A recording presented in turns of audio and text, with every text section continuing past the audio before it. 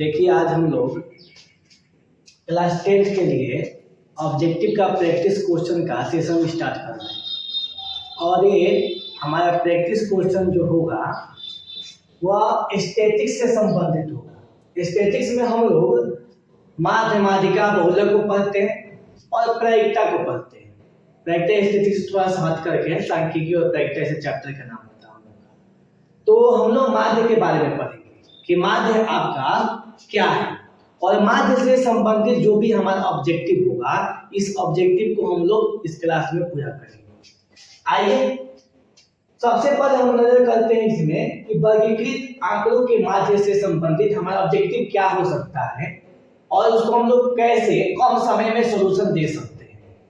क्योंकि एग्जाम में ऑब्जेक्टिव को सॉल्व करने के लिए कम समय होगा और उसी कम समय में हमको सभी ऑब्जेक्टिव को सॉल्व करना होगा, इसलिए हम लोग अपना शॉर्ट अप्रोच को सीखेंगे। शॉर्ट अप्रोच हमारा क्या होगा किसी भी क्वेश्चन को सॉल्व करने का।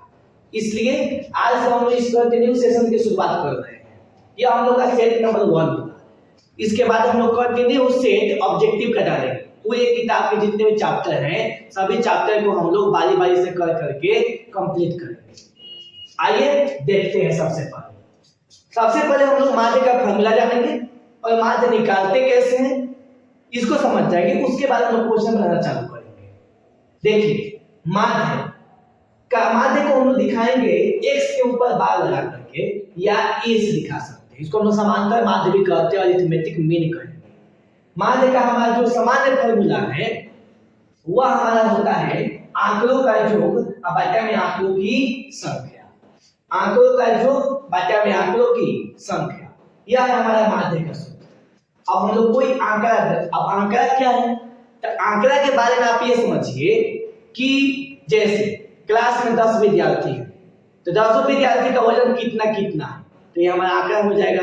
जैसे मान लीजिए कि मोहन का आपका वजन है 50 केजी, मान लीजिए सोहन का वजन है 30 केजी, राम का वजन है 40 केजी। तो ये जो आपका केजी आपका सबका वजन देख रहे हैं यह सब आंकड़ा है जिसको हम लोग चर भी कहते हैं।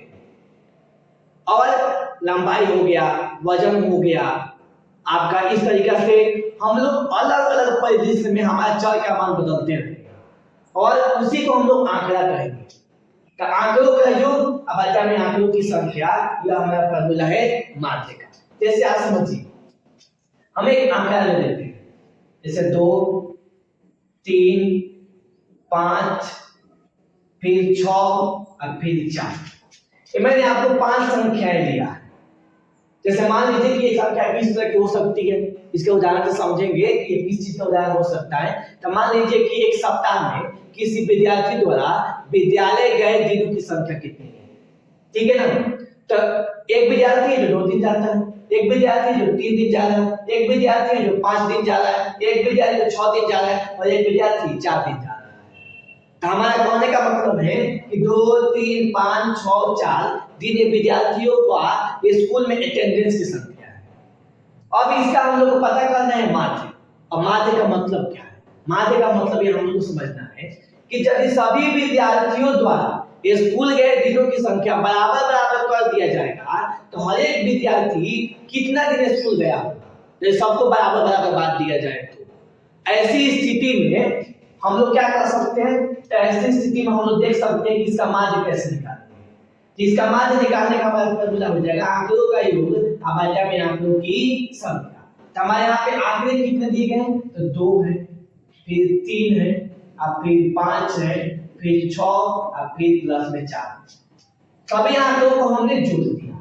अब आंकड़ों की संख्या, तो आंकड़ों की संख्या है 1, 2, 3, 4, 5। तो आंकड़े हैं 5। अब हम लोग ऊपर वाली संख्याओं को जोड़ लेते हैं तो हमारी संख्या क्या प्राप्त होगा तो 2, 3, 5, 5, 5, 10, 10, 6, 16 और 16, 4, 20 और 20 बटा में 5। तब हम लोग 5 से काट लेंगे 4 बार तो ये हो जाएगा 4। कहने का मतलब है कि माध्य हो गया 4। सभी अंकों को जोड़ने पर आया कितना 20। अब 20 को 5 आदमियों में बराबर बराबर बांट दिया जाएगा तो 4 चला। और माध्य का मतलब समझ गए होंगे कि माध्य का मतलब क्या है 4 4 4 4 4 सबको बराबर बराबर दे देंगे तो 20 आ जाएगा। तो माध्य का मतलब है यदि इक्वली सब लोग को डिवाइड करके दे दिया जाए तो सबके हिस्से में कितना कितना आएगा। तो सब मान लीजिए सबको बराबर बराबर मान लीजिए कि स्कूल गया है तो सब 4-4 दिन स्कूल गया है, यह हो गया हमारा माध्य। अब हम लोग जो माध्य आता है जैसे माध्य 4 आया है और संख्या है 5, तो 4 में हम लोग 5 से गुना कर देंगे तो हो जाएगा 20।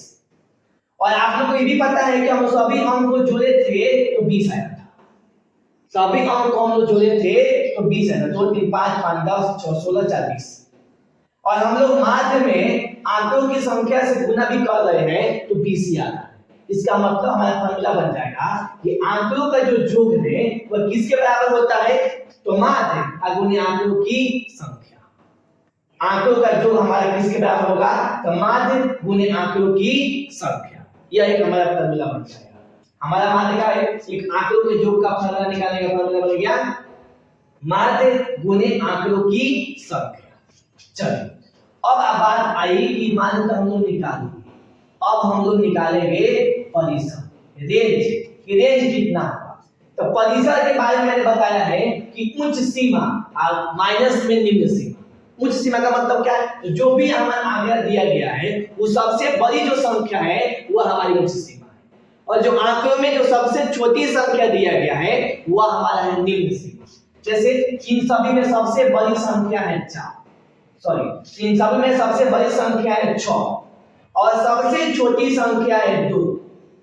अब हम लोग को इसका परिसर पता करना है तो हम लोग क्या करेंगे, परिसर का फॉर्मूला होता है कि उच्च सीमा और माइनस में निम्न सीमा। तो उच्च सीमा हो गया 6 और निम्न सीमा हो गया 2, तो 6 में से 2 घटाएंगे आएगा 4, तो परिसर हो गया 4। कहने का मतलब है कि हमारे आंकड़े कितनी लंबाई तक विस्तृत है। परिसर का अर्थ ये होता है कि हमारे आंकड़ों का फैलाव क्या है, हमारे आंकड़ों का बिखराव क्या है, कितना दूर तक एक्सप्लिट किया गया है आंकड़ों को, इसके बारे में समझना है। तो हमारे 4 सबसे छोटा आंकड़ा और सबसे बड़ा आंकड़े के बीच में डिफरेंस कितना है, 4, मतलब 4 लंबाई तक हमारे आंकड़े फैले हुए हैं। तो यह हो गया हमारा परिसर। फिर आगे हम लोग समझते हैं वर्ग चिन्ह के बारे में। तो वर्ग चिन्ह क्या होता है, तो वर्ग चिन्ह का फॉर्मूला होता है उच्च सीमा प्लस निम्न सीमा बटा में 2।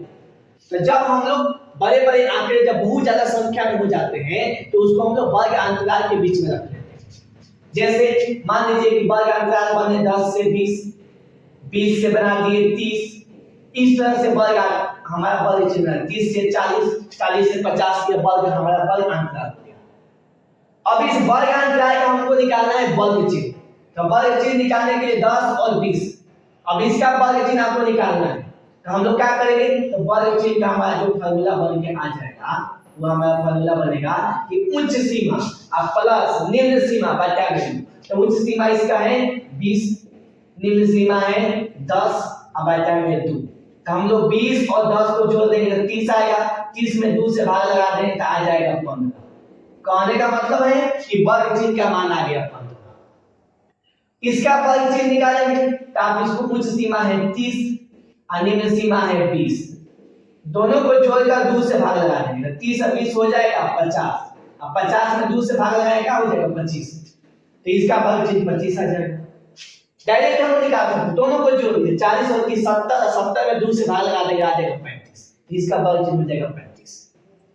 तो यहाँ हम लोग तीसरी बात भी समझ गए कि वर्ग चिन्ह क्या होता है।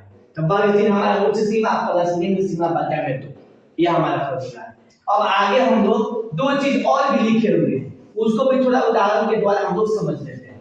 एक बार उदाहरण समझ लेंगे उसके बाद हम क्वेश्चन से समझेंगे सब बात को। जैसे प्रथम n प्राकृतिक संख्याओं का जोगफल।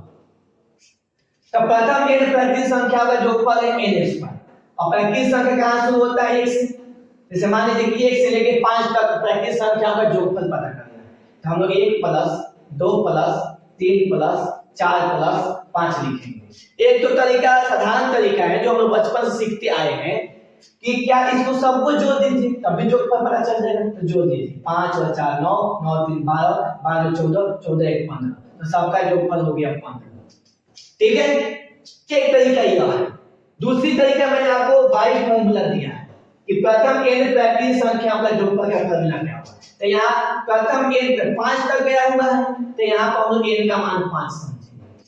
अब हम लोग को जोगफल निकालना है कि 5 तक का जोगफल क्या हो। जोगफल को एस का मतलब सम ऑफ 5 टर्म, मतलब 5 टर्मों का आपका योग क्या होगा। तो हम लोग का फार्मूला है n into n plus 1 by 2। जहां n है वहां 5 रख देंगे, तो n का मान रख देंगे 5, फिर 5 प्लस 1 अब बटा में लिख देंगे 2, तो हो जाएगा 5 अब 5 1 हो जाएगा 6 अब बटा में 2, तो 2 तिहाई 6 आ गया 5 तिहाई 5। कहने का मतलब है कि ऐसे भी हमने जोड़ा तो 15 ही आया और साधारण विधि से जुड़ा तो भी 15 ही आया। फिर आपको इस फार्मूला की आवश्यकता क्या है।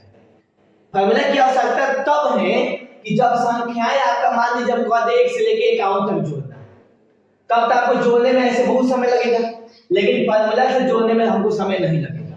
अब 51 तक भी आपको 1 2 3 4 5 कल के 51 तक हम जाएंगे जोड़ने के लिए, तो उसको भी हम जल्दी से जोड़ सकते हैं। एस 51 मतलब 51 पदों को जोड़ना है, तो हमारे ए का मान आपकी बार 51 हो गया, 51 फिर 51 आ 1 का मान 51 प्लस 1 अब बटा में 2 कर देंगे।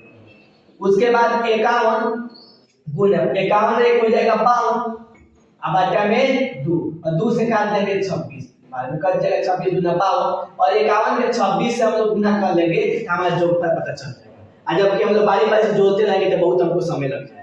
इसलिए प्रथम n प्राकृतिक संख्याओं का जोड़फल का सूत्र याद रखेंगे n into n plus 1 by 2। अब यहाँ हम लोग जोड़फल भी निकालना सीख लेंगे। अब आगे हम आपको अगला कांसेप्ट भी सिखा देते हैं कि अगला कांसेप्ट हमारा क्या है। वह और भी आसान कांसेप्ट है कि प्रथम n विषम संख्याओं का जोड़फल। प्रथम करने का मतलब वो शुरू पहला नंबर से होगा, तो प्रथम n विषम संख्या। जैसे मान लीजिए हम कह देंगे कि 4 विषम संख्या को जोड़िए, तो पहला विषम संख्या 1 फिर 3 फिर 5 और फिर 7। साधारण तरीके से जब जोड़ सकते हैं तो 7 और 5 12 3 15 1 16 आ जाएगा। और फार्मूला से भी हम जोड़ सकते हैं कि प्रथम n विषम संख्या, यहाँ पे 4 लोग जोड़े हैं तो s को लिख देंगे और हमारा फार्मूला कहता है कि n स्क्वायर मतलब n का मान यहाँ पे है 4, n का वैल्यू हम यहाँ ले सकते हैं 4, तो n स्क्वायर हमारा सूत्र है, तो 4 का स्क्वायर कर देंगे तो आ जाएगा 16। तो ऐसे भी हमारा 16 आ गया और ऐसे भी जोड़ने पर 16 आ गया। तो जितना विषम संख्या कहेगा, जैसे कहेगा प्रथम 8 विषम संख्याओं का जोड़फल क्या होगा, तो हम लोग 8 का स्क्वायर कर देंगे 64 आएगा जोड़ने पर। जैसे प्रथम 9 विषम संख्याओं का जोड़फल क्या होगा, तो 9 का स्क्वायर कर देंगे आ जाएगा 81। इस तरीके से हम लोग अपना पांचवा कांसेप्ट भी सीख गए कि प्रथम n विषम संख्याओं का जोड़फल होगा n स्क्वायर। अभी मैंने आपको 5 बार बताया, 1 नंबर 2 नंबर 3 नंबर 4 नंबर और 5 नंबर। पहला नंबर में माध्य के बाद बताया आंकड़ों का जो बटा में आंकड़ों की संख्या। दूसरा नंबर बताया परिसर के बारे में, परिसर क्या है तो उच्च सीमा माइनस में निम्न सीमा। तीसरा बात हमने बताया वर्ग चिन्ह के बारे में, वर्ग चिन्ह क्या है तो उच्च सीमा प्लस निम्न सीमा बटा में 2। उसके बाद मैंने आपको समझाया प्रथम n प्राकृतिक संख्या का जोड़फल क्या होगा तो n into n plus 1 by 2, और प्रथम n विषम संख्या का जोड़फल क्या होगा तो उसको हम लोग कह देंगे n स्क्वायर। अब हम लोग एक और भी बहुत ही बढ़िया कांसेप्ट हम लोग यहां से निकाल लेते हैं 6 नंबर। यदि हम देखेंगे कि आंकड़ों का जोड़ किसके बराबर है, तो आंकड़ों का जो जोड़ होता है, आंकड़ों का योग वह बराबर होता है माध्य गुणे आंकड़ों की संख्या,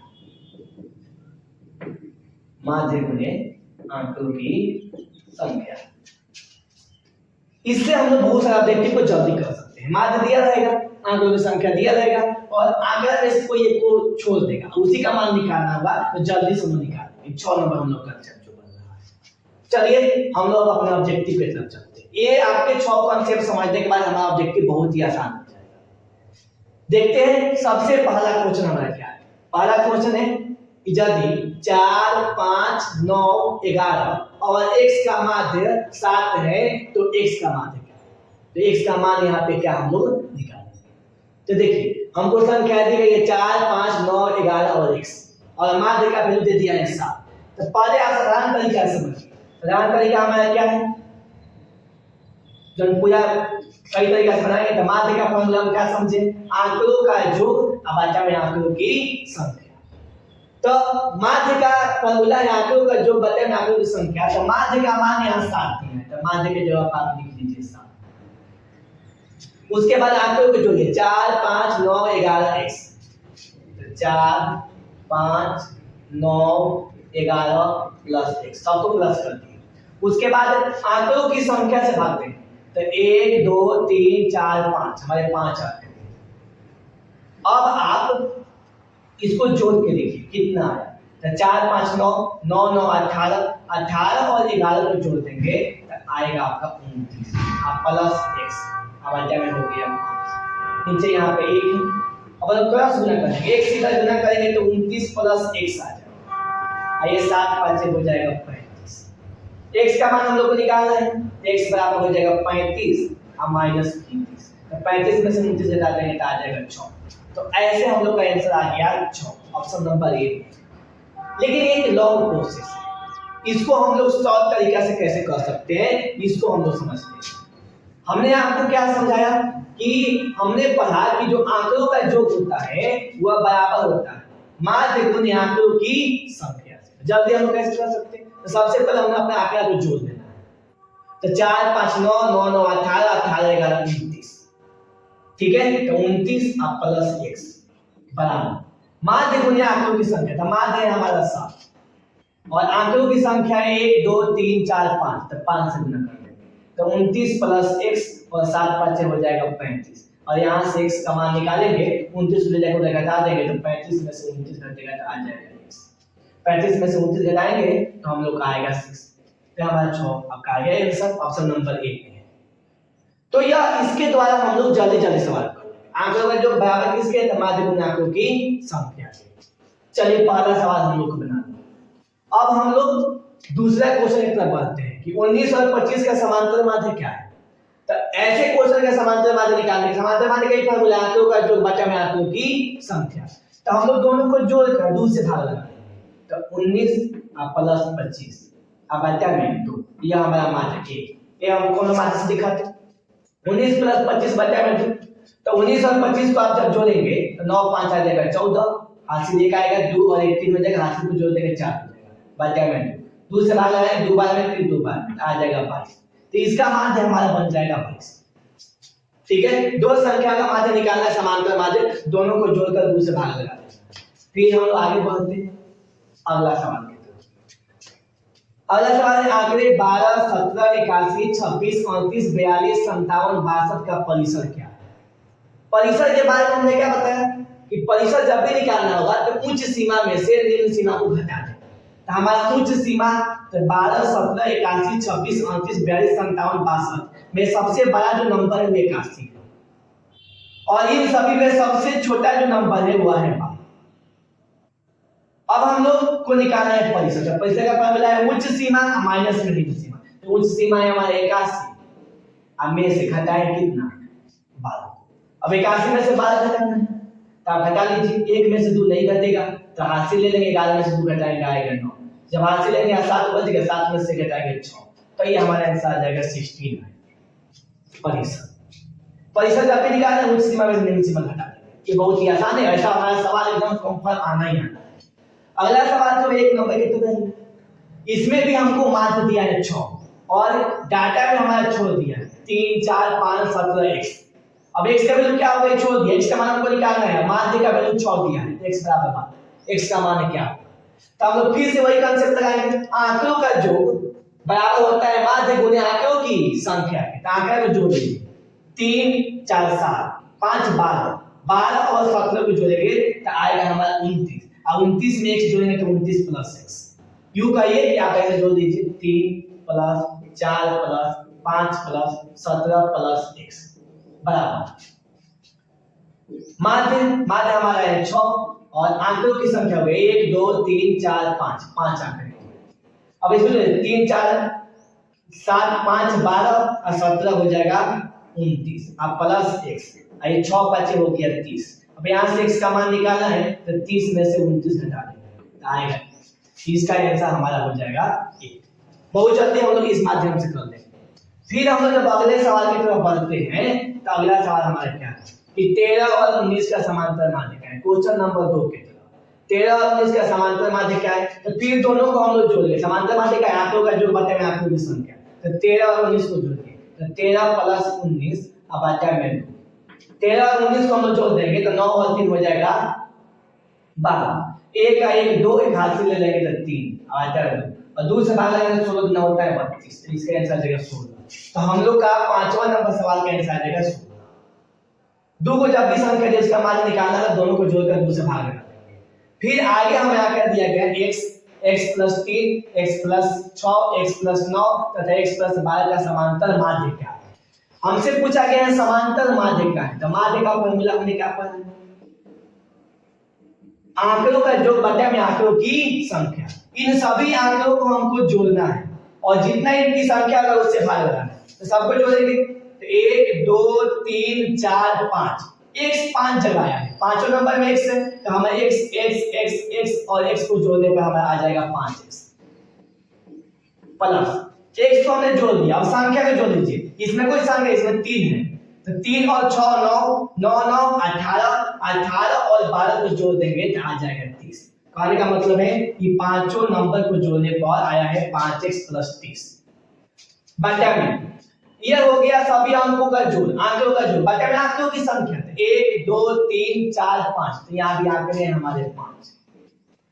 अब हम लोग भाग लगा देंगे, माध्य निकल जाएगा। तो 5 और 30 में कॉमन फैक्टर है 5, क्योंकि 30 को हम लोग 5 में 6 लिख सकते हैं तो दोनों में 5 कॉमन हो जाएगा। तो 5 से हम लोग भाग लगाएंगे, 5 से 5 कर देगा 1 आएगा, 30 में 5 से भाग लगाएंगे तो आएगा 6 हमारे, और नीचे हमारा हो जाएगा 5। 5 से 5 हम लोग काट लेंगे तो आएगा x + 6। तो हमारा माध्य इसमें जो होगा ऑप्शन नंबर ए में x + 6 हमारा माध्य हो जाएगा। ऐसे सवाल होंगे, माध्य निकालना होगा तो हमारा आंकड़ों का योग बटा में आंकड़ों की संख्या चलेगा। अब हम लोग अगला सवाल आते हैं। 1 4 x 5 तथा 12 का माध्य 7 है तो x का मान क्या होगा। तो यह सवाल नंबर 1, सवाल नंबर 4 और सवाल नंबर 7 सेम ही है। इसमें भी हम लोग क्या माध्य दे दिया है, x का वैल्यू छोड़ दिया है, डाटा छोड़ दिया है। तो हम लोग क्या जानते हैं कि जो हमारे आंकड़ों का योग है वह माध्य गुणा आंकड़ों की संख्या के बराबर होता है। आंकड़ा को पहले जोड़िए, 1 और 4 5, 5 और 5 10, 10 और 12 को जोड़ देंगे तो हो जाएगा 22, और x को जोड़ लेंगे तो आ जाएगा 22 + x। यह हो गया आंकड़ों का योग बराबर माध्य है हमारा कितना, तो माध्य हमारा 7। आंकड़ों की संख्या, इसका आंकड़ों की संख्या 1 2 3 4 5, आंकड़ों की संख्या है 5। तो 22 + x बराबर 7 × 5 = 35। अब x का मान यहां से निकाल लेंगे तो 22 को ले जाकर उधर घटा देंगे, तो 35 में से 22 घटा देंगे तो आ जाएगा हमारा 5 में से 2 घटेगा 3 और 3 में से 2 घटाएंगे तब 13। तो ऑप्शन नंबर हमारा आ जाएगा सी।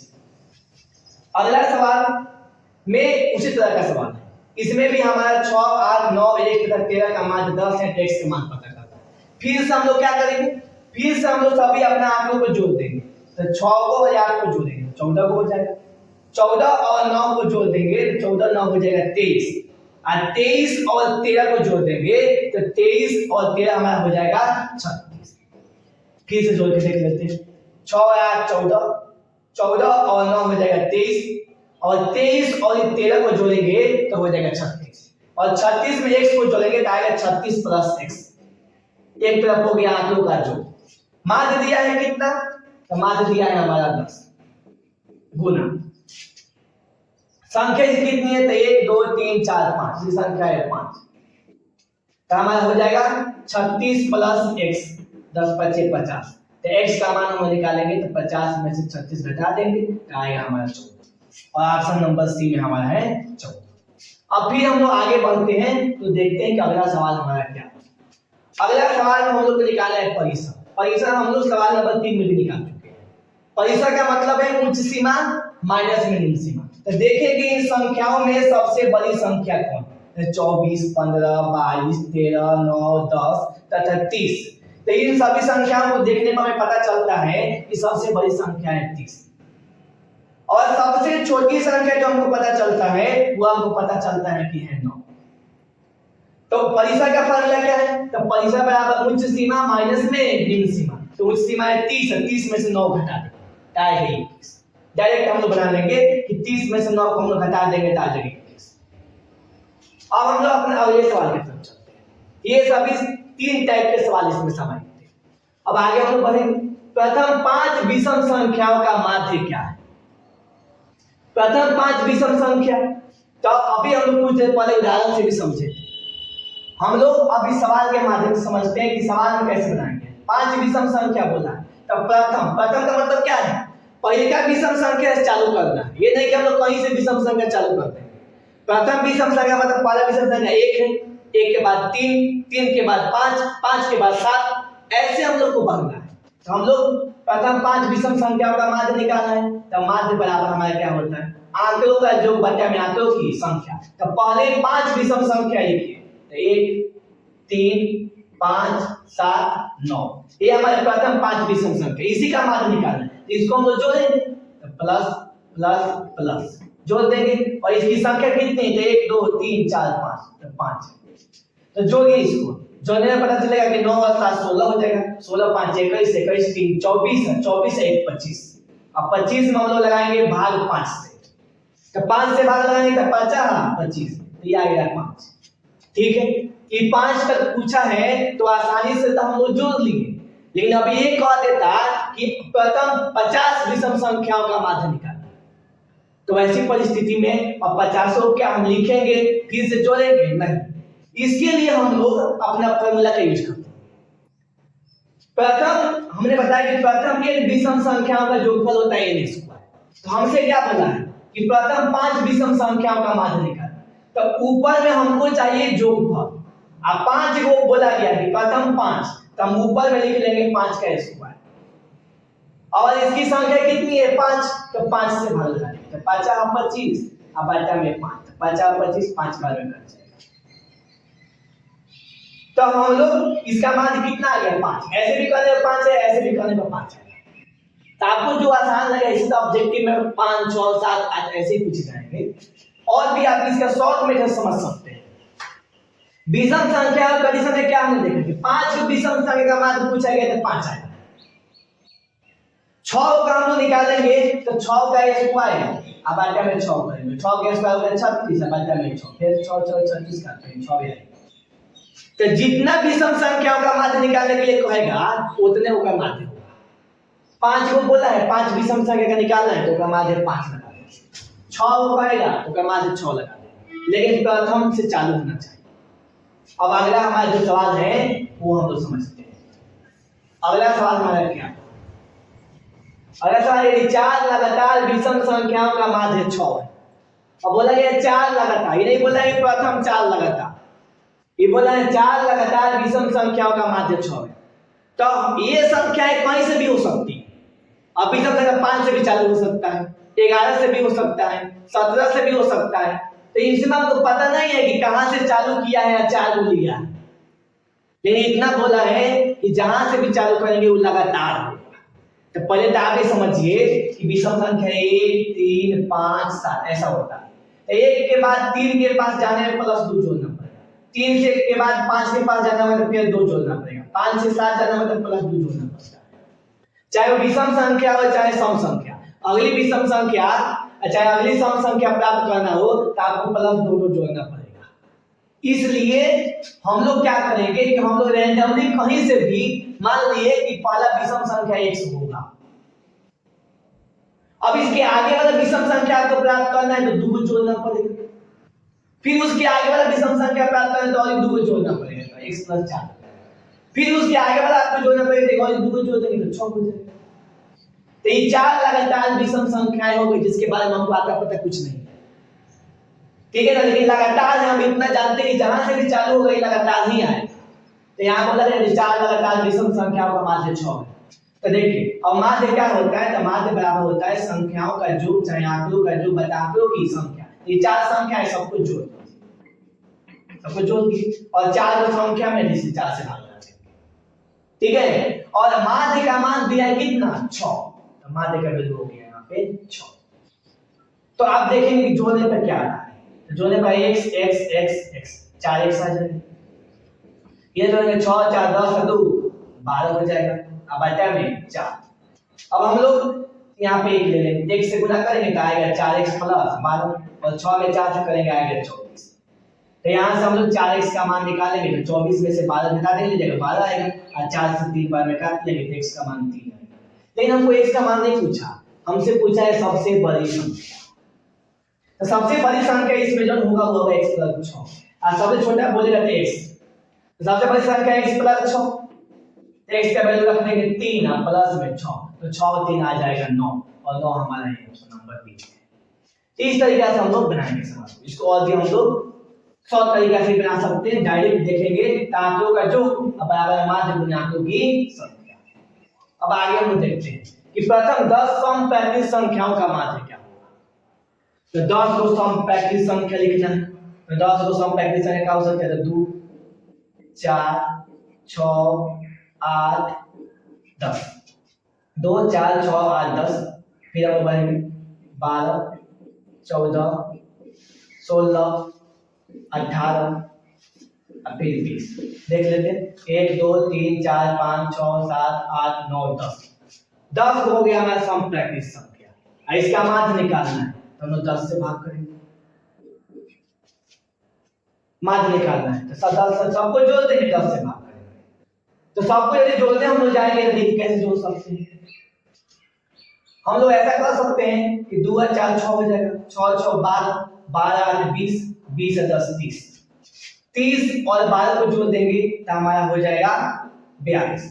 फिर 2 4 6 6 6 12 12 8 20 20 10 30 30 और 12 42, 42 में 14 जोड़ेंगे आ जाएगा हमारा 56, और 56 में हम लोग जोड़ देंगे 16 तो हमारा हो जाएगा 56, और 16 को जोड़ देंगे तो 56 और छोड़ेगा 62 10 72, 72 में हम लोग 18 जोड़ देंगे तो हमारा आ जाएगा 90, 72 और 18 90, और 90 में हम लोग 20 जोड़ देंगे तो आ जाएगा 110। टोटल जोड़ने पर हमारा आ गया 110, 110 में 10 से भाग जाएगा, देखो 0 से 0 खत्म, 11 बटा 1 का मतलब आ गया। ये हमारा ऑप्शन नंबर सी के साथ जाएगा।